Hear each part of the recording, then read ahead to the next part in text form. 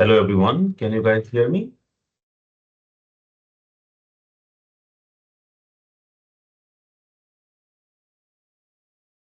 Please respond on the chat. Thank you very much. Let's take 1 more minute. I see more participants are joining.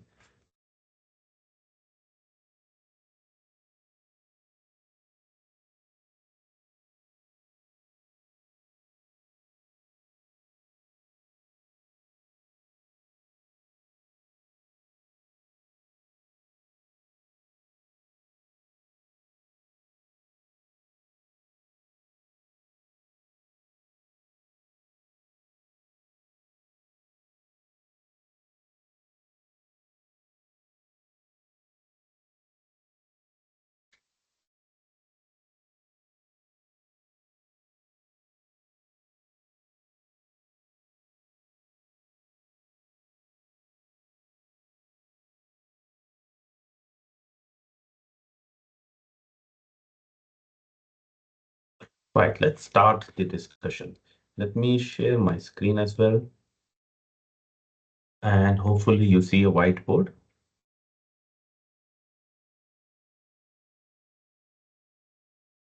Can you confirm if you can see my screen? Right, okay. So give me 1 second.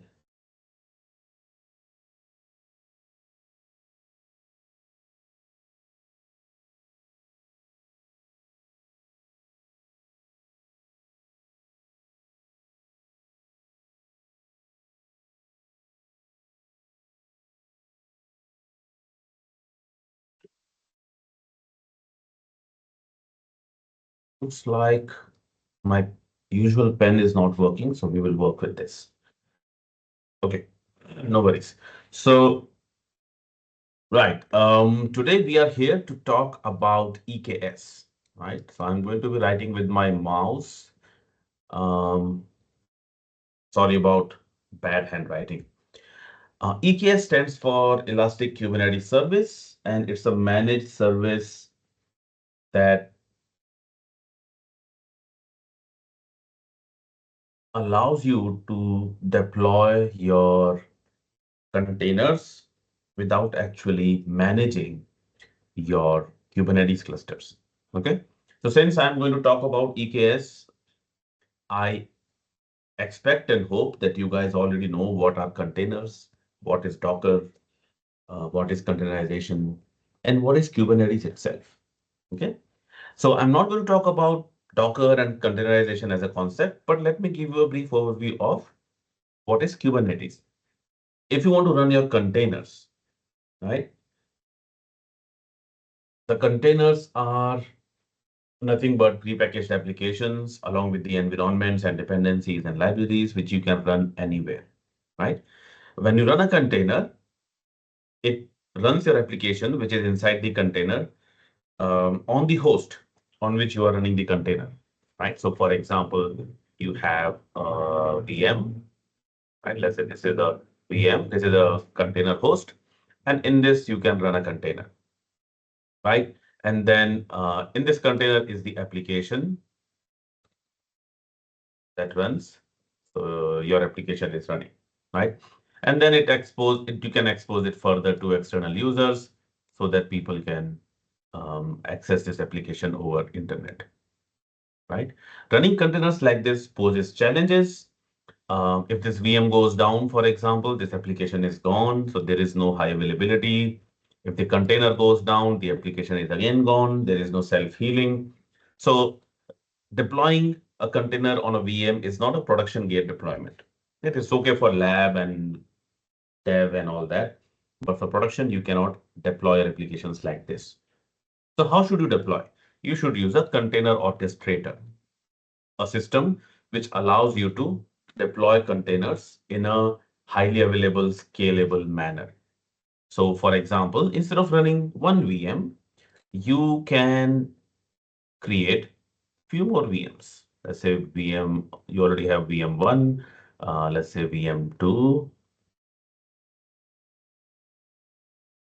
VM2, and then one more VM, right? VM3. They don't need to be VM. They could be physical machines or virtual machines or laptops, whatever. But yeah. And what you do is on top of these VMs, you run a container orchestrator solution like Kubernetes, like Docker Swarm. And what that does is it takes all these virtual machines and treats them as a single unit. One of the virtual machines becomes a leader. Let's say VM3 is a leader, right? So one of the virtual machines becomes a leader. Other virtual machines becomes worker, right? Worker, and there is also a worker.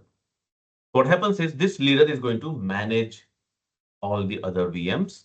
It's going to manage how the containers run on the VMs, how the applications are working, how the storage is there, how the communication happens. Everything is taken care of. So Kubernetes is one of the solutions which allow you to run containers as a container orchestrator. Okay. Now, when you have to set up Kubernetes by your own, you have to get physical machines, right? Configure all the machines with the desired tools, and then create the Kubernetes cluster, right? So you have to install various Kubernetes components. You need to install various Kubernetes plugins, and also make sure that updates of the clusters, updates, patching,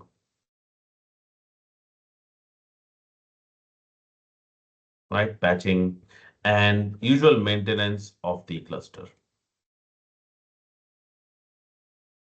right? It is your responsibility. Who will own the Kubernetes configuration, take care of the maintenance, patching, updates, and all that of the cluster, right? Now, this becomes a lot of work. When you are a small team, it is a huge work because let's say you just want to run one application, but to run that application, you have to set up the entire cluster. Somebody has to maintain the cluster. Somebody has to keep an eye on the cluster and make sure that it is healthy, up and running and all that. So who wants to take all that much load and spend that much money on hiring a person, getting the machines, bringing them up? It just increases cost. And if it's a small team, like a startup or something, then the cost is huge. They are not making product enough, but they are spending so much money on setting this up. So what's the solution? There is another way to get a Kubernetes cluster, which is using EKS or using a cloud platform. So EKS is an offering of managed Kubernetes service by AWS. You also have GCP, Google Cloud Platform. You have GKE, Google Cloud Engine, which is on Google Cloud. You also have AKS, which is Azure Cloud Service, which is on Azure. So you can create various cloud services and uh, using the cloud service, you'll get the managed clusters. So what happens with managed cluster? Right? If you don't want to set up your own cluster, that means you don't want to create your own EC2 instances and then create clusters on top of that. How do you use EKS? It is simple. There are two things that you need to do. First is you need to create a leader. Okay. A leader is nothing but it's also known as control plane, right? So you need to create a control plane. This is nothing but the Kubernetes itself. So control plane is a managed service. That means you don't have to manage it actively. You don't have to patch it, install upgrades and all that. This is a managed service. That means Kubernetes is going to manage it. You just have to create it with your configurations. For example, which Kubernetes version you want to use, which plugins you want to install, how do you want to get the login, logging, and do you want to connect with nodes or Fargate or whatever, right? So that's what you define. That's the first part of the managed Kubernetes cluster. The second part is, well, this is the control plane. That means it has all the configurations and applications and tools which allow you to deploy your containers. right? But the containers would run on some nodes, right? On some VMs or EC2 machines, right? So you have to create these nodes as well. Now, these nodes are of two types. One is EC2 nodes. That means you can create VMs and then connect it to the control plane. When you do this, what you do is you create kind of a spatial kind of auto scaling group called node groups. Node groups. A node group is nothing but an auto scaling group in which you define what kind of EC2 instances you should have, and then connect that node group with the control plane.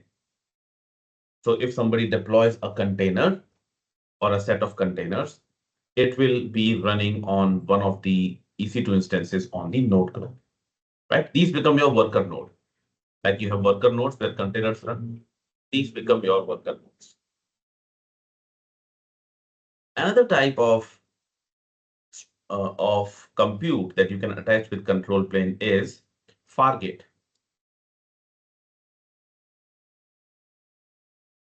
Okay, a Fargate is nothing but managed compute.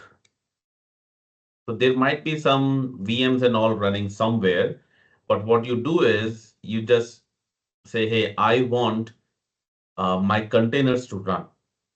So I'm not going to create EC2 instances and then pay for the EC2 instances, even though if I don't have any containers. That means I have an ideal, let's say if I create this control plane and have this EC2 instance node group, and I'm not running any containers. I am paying for this, and I'm paying for this also because there are some nodes which are already created and connected, right? Why should I pay? I understand I have to pay for this control plane because it has to exist, but why should I pay for these EC2 instances? I'm not using at all. So what you can do is you can have a managed compute. That means whenever a container is run, and if your backend is Fargate, that means you have to only pay for the compute which your container takes. So if you just want to run one or two containers, you can choose Fargate as your backend rather than setting up your own EC2 instance and then run your containers. Maybe I can explain about Fargate in a separate session. We will work with control plane and Fargate is another option, but maybe some other time. As far as costs are considered, creating a control plane is pretty cheap. You have to pay 10 cents per hour of existence of this control plane. That means if you use it, if you don't use it, once you create it, you have to pay 10 cents per hour for the compute. For the EC2 instances, you have to pay by the size. Okay. For Fargate, you have to pay for the amount of seconds your containers are running and how much resources they are taking. Okay. Right. So in this session, I'm going to show you how you can create an EKS cluster and then how you can deploy your containers on it. Okay. All right. So let me open my AWS account. I already have an AWS account here. And let me change the region to US East.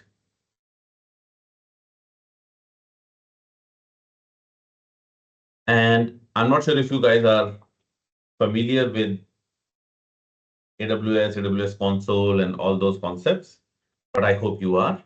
What I'm going to do is I'm going to look for EKS, Elastic Kubernetes Service. I click on that. And now I'm going to create a cluster.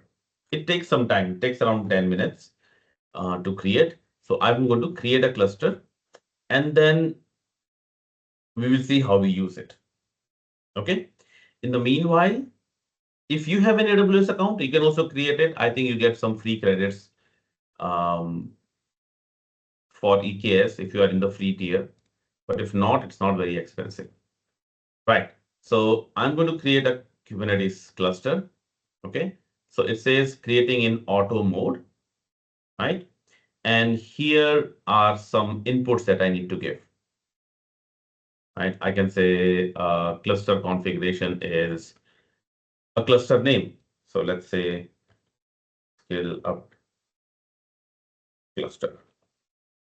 Which Kubernetes version I want to run on the cluster? 1.33.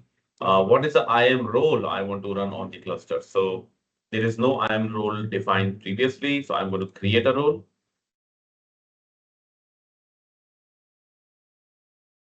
I will just choose next and next because everything is already selected.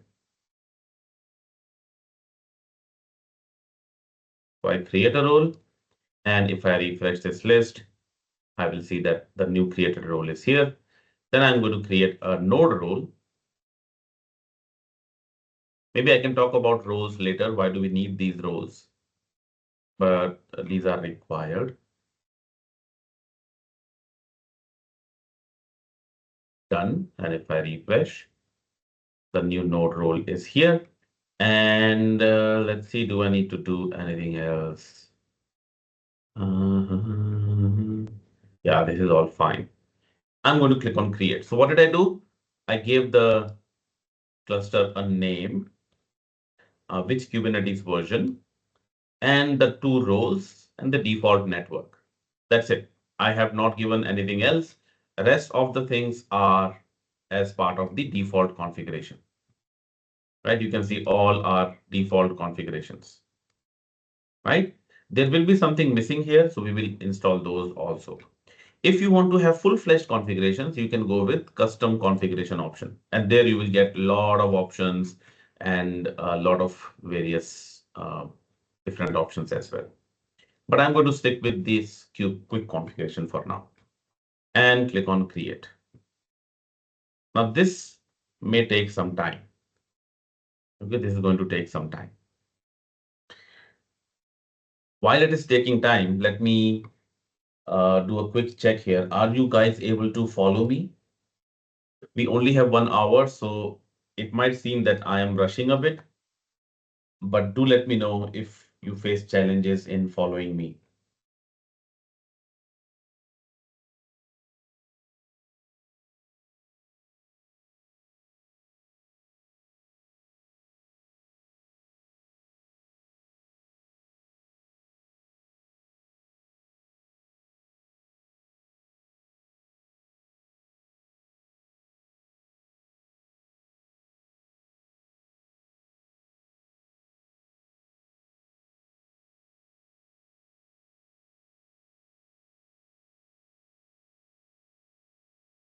That's great to hear.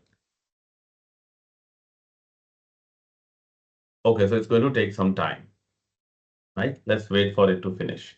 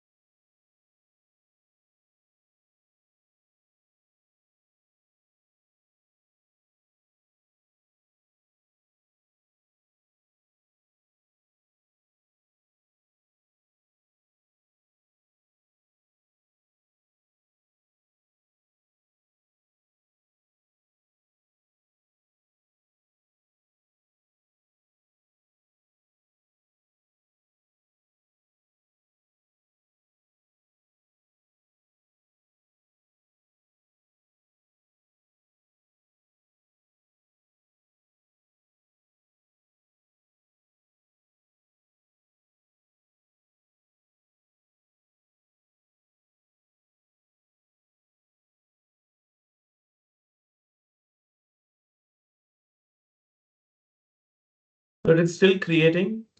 Let's do a quick refresh to see. It is creating, right? If you want to know what it is doing, we can actually look at cloud formation. Right? So let's look at cloud formation, and you will see that it is actually deploying a stack. Okay, this is not a stack that it is creating. Yeah. So when you create the Kubernetes clusters, this is the console way, but there are other tools with which you can create.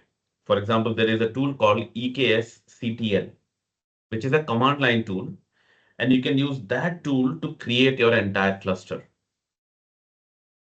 Okay. And when you do that, it actually uses CloudFormation. You can also use CloudFormation and submit it a stack to create your Kubernetes cluster, right? Via CloudFormation, and do not rely the web console here. Okay, while it is creating, you see it is still creating.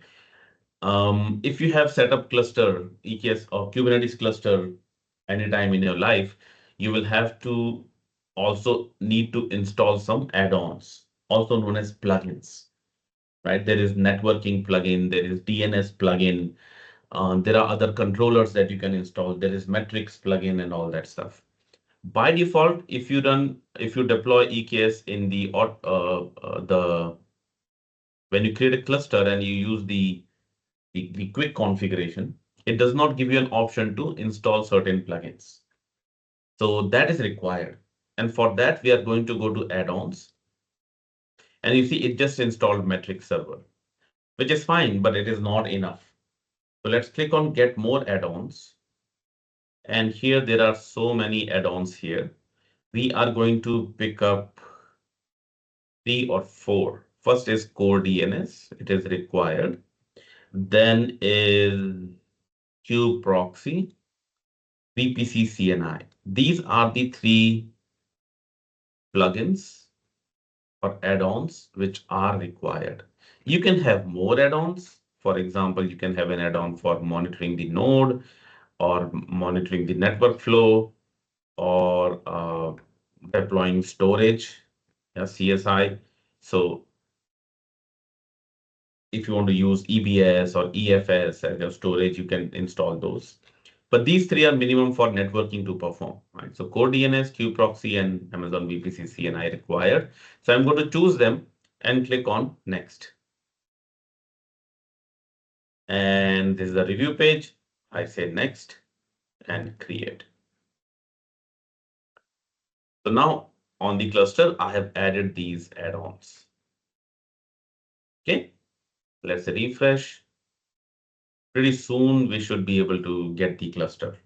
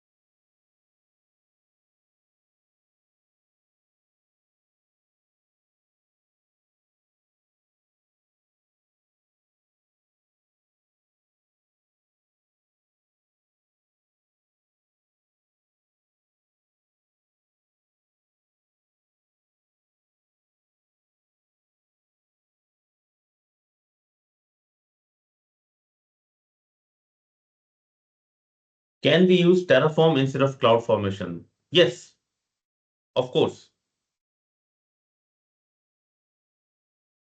you can. Terraform EKS. Yeah, so there is. That's EKS resource. Yes, so there is AWS EKS cluster resource, and you can define everything, right? But as with CloudFormation as well, you will have to create resources for IAM role also, like we created, right? And then you have to create the cluster. And in the cluster, you also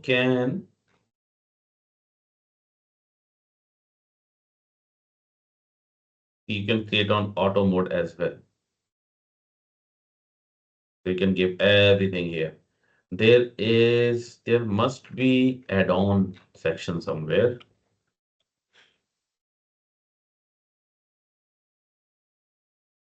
right? So you have to actually add EKS add-ons as well, right? Like VPC CNI, kubeproxy, and core DNS.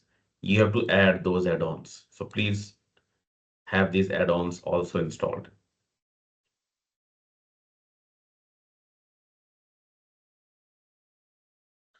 Any advantages of using EKS over ECS? So ECS is based on Docker Swarm, right? And if you prefer to use ECS, it is fine. There is no harm in it. But the world is moving towards EKS. There are a lot of enhancements happening on EKS, and ECS or Swarm is kind of on a back seat now, on a back burner. So yeah, more acceptance is for EKS, but ECS will work fine for basic payloads and all.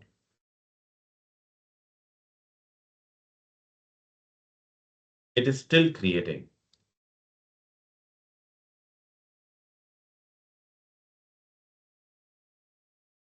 anytime now.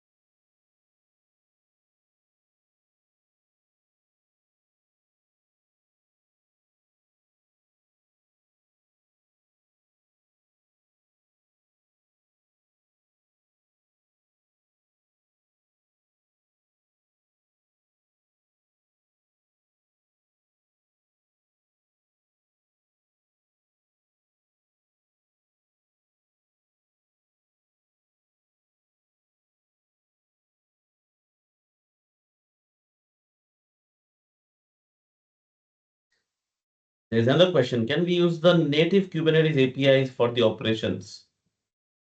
No, you can use the native Kubernetes API. Yeah, you can use kubectl, or if you want to use your own API client, you can use that as well. It is taking more than usual time. Not sure why.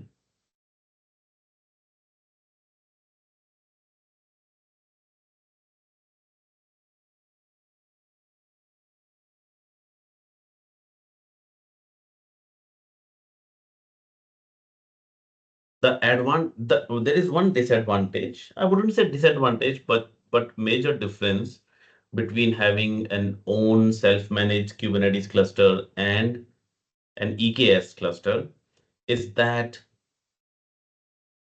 you will have the control plane running on definitely running on some VM somewhere.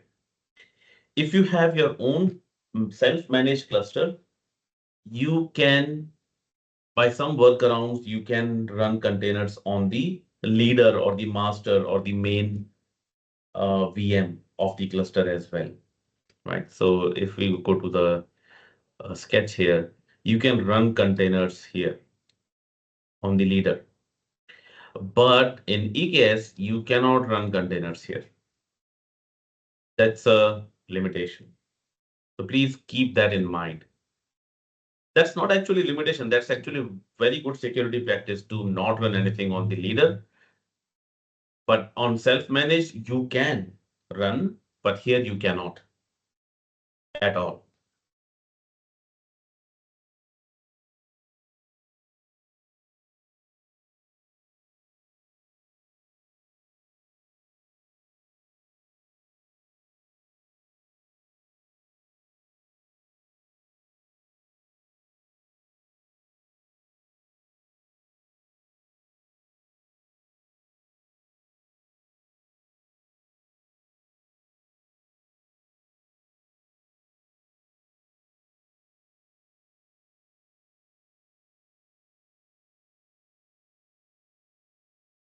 All right, finally, we have this. So we have the cluster in active state. Cluster is working fine now. And you see, this is the endpoint of the cluster. And this is the CA of the cluster, right? And if you want to add OpenID, you can OpenID based authentication, you can use this URL for OpenID. Let's go to the compute. So what are the servers being used? You see here, there are no nodes associated with this cluster. Just 1 second, please.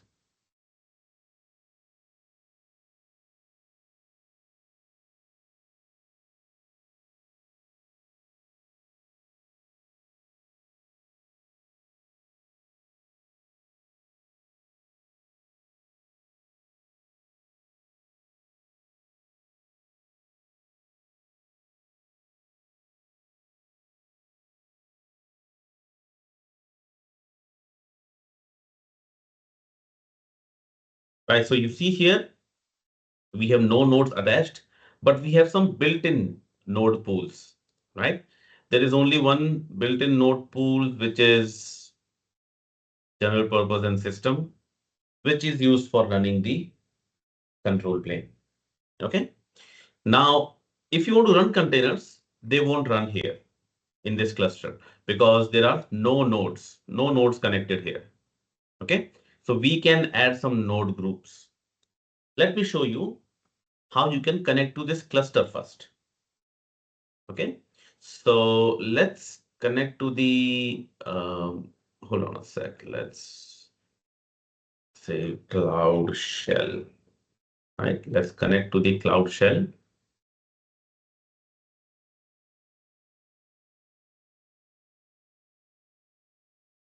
And I'll say let's update config command.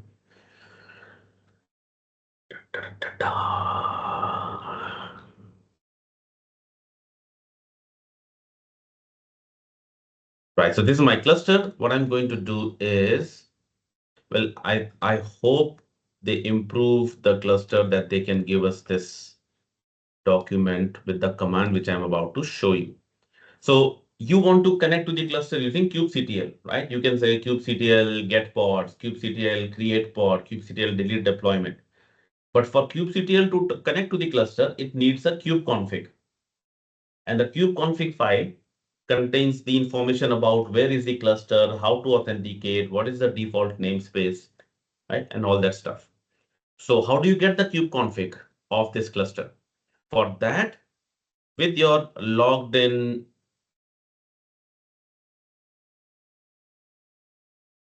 AWS account, you can run this AWS EKS update kubeconfig and then the region and then the cluster name.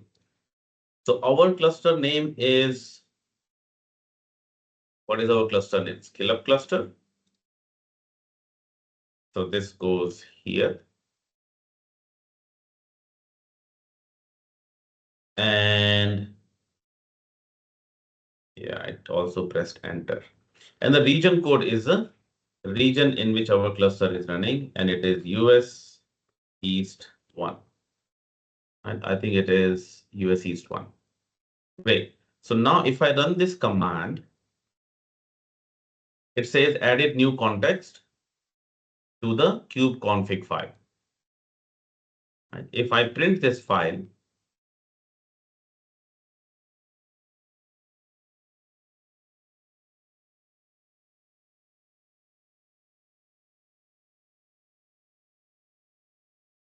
you see the complete information about how the kubectl is going to work. It's going to connect to this server. This is the CA for the server, and the authentication is using this username and password and all that. Right. Okay. If I say kubectl get pods, no pods in the default namespace. If I say kubectl get nodes, there is only one node running here, and this node is the control plane node. Okay. If I say kubectl get namespace, there are 4 namespaces which are created by default. I say kubectl get pods with the names in the namespace cube dash system. You will see some pods are running. And these are the core DNS, metric server, and all those pods, right, which we installed. Great, cool. So now our cluster is up, but there are no worker nodes, so we cannot create any pods. Let's create a node group. Node group is a auto scaling group specialized for Kubernetes. So let's say scale up node group. And there is that node group role, which will be taken. Nothing else. I don't want to put any taints, labels, tags. Now, what kind of OS I want in the node groups? There are only few options available. There is Bottle Rocket, there is Amazon Linux, and then there is Windows Server. I'll go with Amazon Linux. I'll say run the nodes with T3 medium, right? And disk size of 20. And then there is the scale option. How many nodes you want initially connected to the cluster. Then if there is no load, how many nodes should there be minimum? So I can say 1. And if the load increases, what should be the maximum scale of the nodes? So I can say 5 maybe, right? That's it. Rest all options, I'll not spend time and I'll say next. And subnets automatically chosen from the cluster. And finally click on create.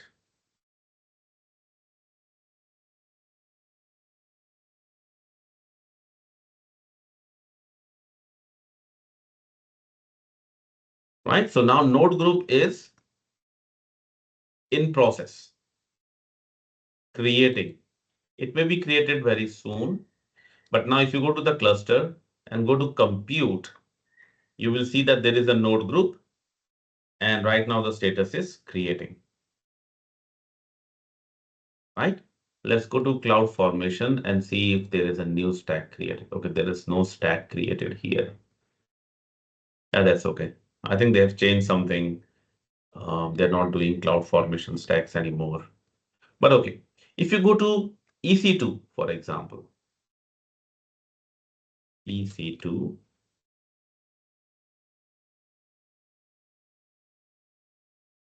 and look at instances,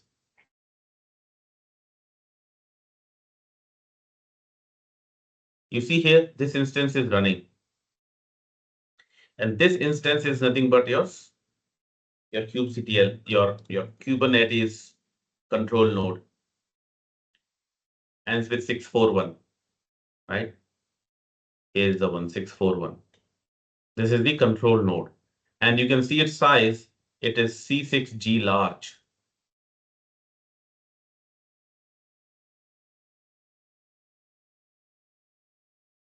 Right? So it has 2 CPUs, but how much memory? How can we get the information about the memory and all?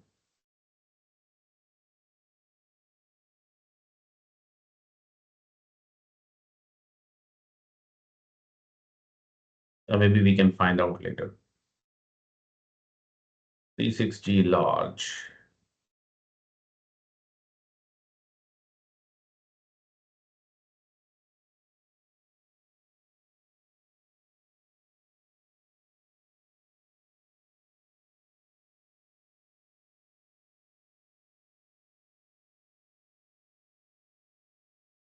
C6G large is 2 CPU, 4 GB of RAM,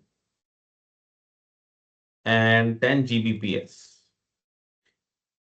and a moderate EBS bandwidth. Right, so this kind of instance is created, and later you will see very soon, it's going to create more EC2 instances. Now you see more instances are coming up of T3 medium and T3 medium configuration, right? They are the nodes which are part of the node group. So you see here now node groups, and one node is up, which is the system node, but other nodes are being brought up. That means the EC2 instances are created. Now required tools and configurations are being installed on those nodes. Right. And now let's not wait for the nodes to be created. If I just say kubectl create deployment, right? Replicas to name test and image is nginx. Kubectl name. Okay, name is not identified. So if I say kubectl create deployment test deployment replicas to image nginx, it says the test deployment is created. Okay, kubectl get pods. Come on, kubectl get pods. There are these two pods, but they're in pending state. Why? Because there are no nodes on which it can run. There is this node which is not ready yet. So that means all the plugins are being installed. And if I say kubectl describe pod, and if I describe this pod, for example,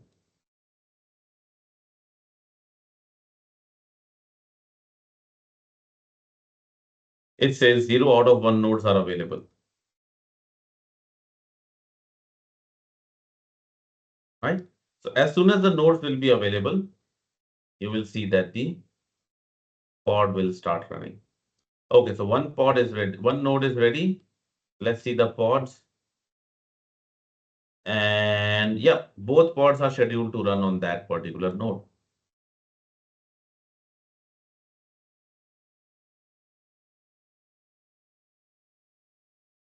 Right? Hopefully it's making sense.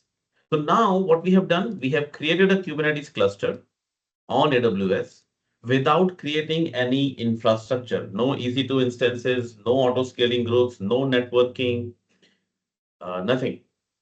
Everything is created by AWS for us. And on top of the infrastructure, we did not have to manage the OS. We did not have to manage the Kubernetes tool set itself, the Kubernetes fabric itself. It is all managed by AWS. So you can quickly bring up a cluster in like 30 minutes and then add node groups and then be ready to deploy your containers rather than investing time and effort and money to bring up your own cluster. So that's all I wanted to show you. Do we have any questions on this? How can we upgrade or downgrade Kubernetes version by using EKS GUI? So Kubernetes actually manages the Kubernetes release itself as well, right? So for example, here is the Kubernetes version, which is latest. You cannot downgrade a version.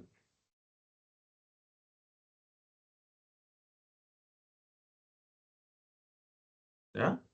But when an upgrade is available, you will be given an option on upgrade.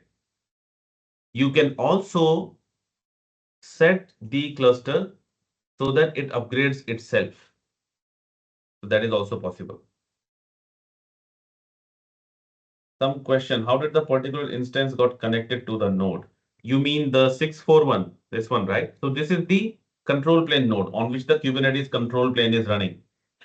For example, this one, the leader. So this is that node which is automatically created in the backend by AWS for us. Can you please explain what roles that were created during cluster creation? Yes. So the roles that were created, right? There was Amazon EKS auto cluster role. This role allows AWS to create a cluster. Okay. So because this cluster is going to create so many resources, right? EKS is going to create so many resources like creating an EC2 instance, creating networking. So all that permissions are given to it. If you see this role,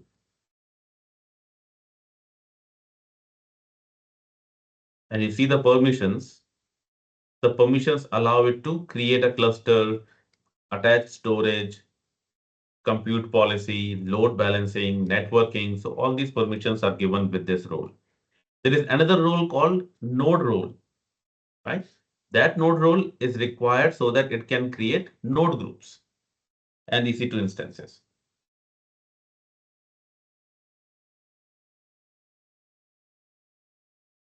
We'll try to maintain the desired amount of nodes, even if utilization is covered by one node.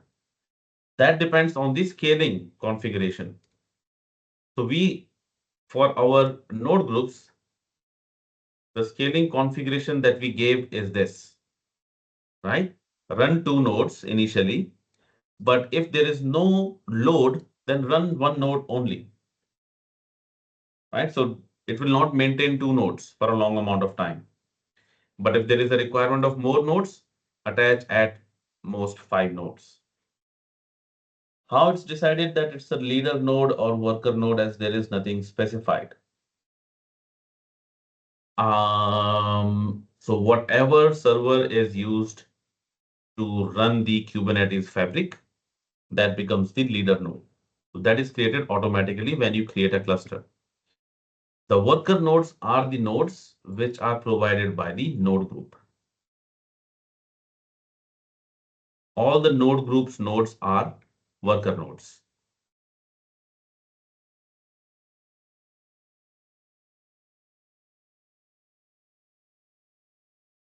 Okay. Is the control plane node created only after the creation of node group? No, control plane node is not part of the node group. Control plane node is created at the time of creation of the cluster itself. The worker nodes are created as part of the node group.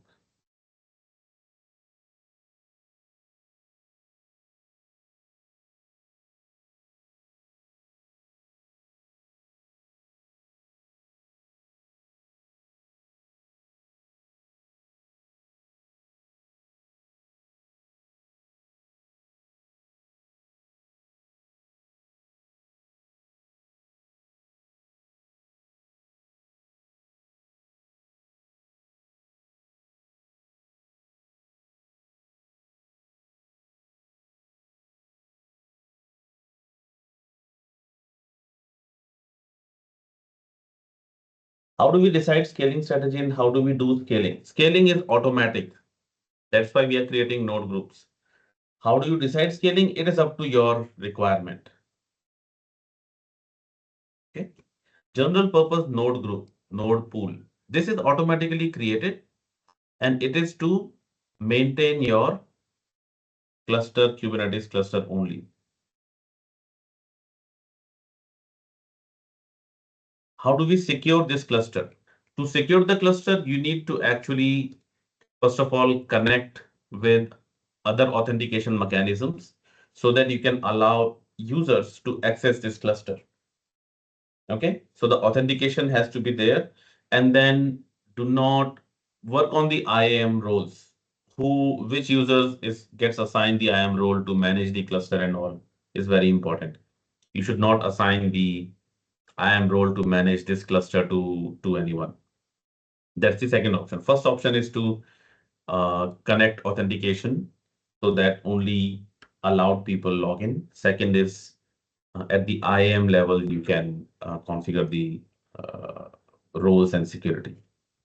What happens if leader node goes down? It will automatically be replaced by another leader node in EKS.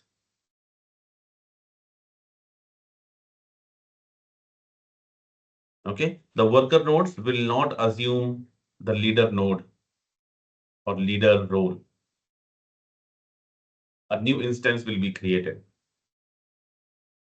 Maybe we can see that happening. So this is the leader node, right? Maybe I can just say terminate instance. Okay, we are not allowed to perform this. Okay, because EKS created this, so EKS has not given the permissions for us. But if this goes down, then EKS is going to bring up a new cluster on a new leader machine. Yeah, so you can create the cluster in an isolated VPC as well, Alok. That's the another hardening opportunity there. Any more questions?